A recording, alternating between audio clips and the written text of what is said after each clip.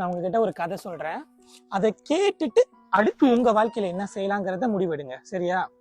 எனக்கு 2 வருஷமா ஒரு அக்காவை பழக்கம். ரொம்ப நல்ல பழக்கம் தான். எப்போதுமே அந்த அக்கா கிட்ட பேசுவேன். அப்போ அக்காவை தண்ணி குடிக்க எங்காச்சும் வெளியே, அக்கா நம்ம தண்ணி குடிக்க போலாமா அப்படிலாம் கேட்பேன். அக்கா உடனே சொல்லுவாங்க, ஐயா வேணாம் ஐயா, வீட்டுல வேலை இருக்கு, என்னோட கணவரை பார்த்துக்கணும், என்னோட குழந்தைகளை பார்த்துக்கணும், நான் கொஞ்ச நேரம் இல்லைன்னா அவங்க தவிச்சு போயிடுவாங்க அப்படின்னு சொல்லுவாங்க. அக்கா ஸ்கூல்ல மீ யூனியன் வந்துருச்சு. அக்காவோட ஃப்ரெண்ட்ஸுங்க எல்லாம் சர்க்கிள் ஒன்னா சேர்ந்து மீட் பண்ண போறாங்க. அதுக்கு கூட அக்கா போகல.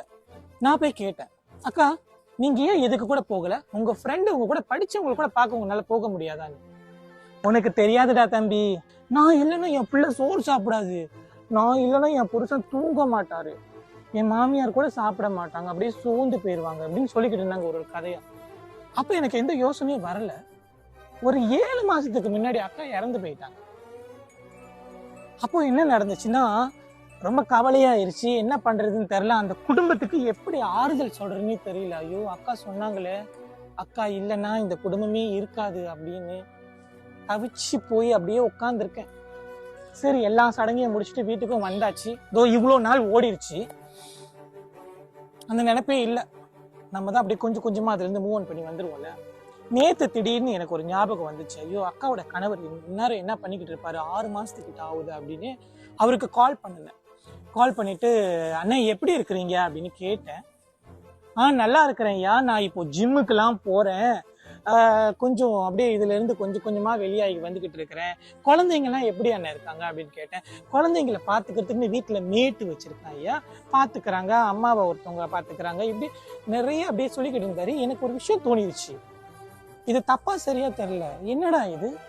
அக்கா அன்னைக்கு சொன்னாங்க உயிரோட இருக்கிறப்போ அக்கா இல்லைன்னா எதுவுமே நடக்காது அப்படின்னு.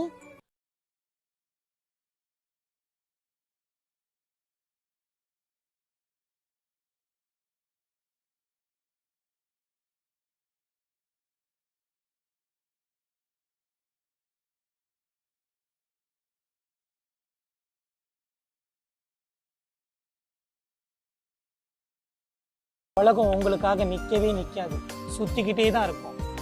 ஒரே ஒரு விஷயம் தாங்க, புரிஞ்சுக்கோங்க தயவு செய்து. வாழ்க்கையில உங்களுக்கான விஷயங்கள் எதையுமே விட்டு கொடுக்காது. என்ன வாழணும்னு நினைக்கிறீங்களோ, என்ன செய்யணும்னு நினைக்கிறீங்களோ செஞ்சுட்டு போய்கிட்டே இருக்கு. அடுத்த நிமிஷம் வாழ்க்கை நிச்சயமே இல்லை. இதுதான் உண்மை. என்ன தோணுதோ, என்ன பண்ணணும்னு நினைக்கிறீங்களோ அதை பண்ணுங்க. யாருக்காகவும் எதையும் தள்ளி வைக்காதீங்க. இது உங்க வாழ்க்கை, ஒரு தடவை மட்டும்தான். நல்லபடியா வாழ்ந்துட்டு போயிருங்க.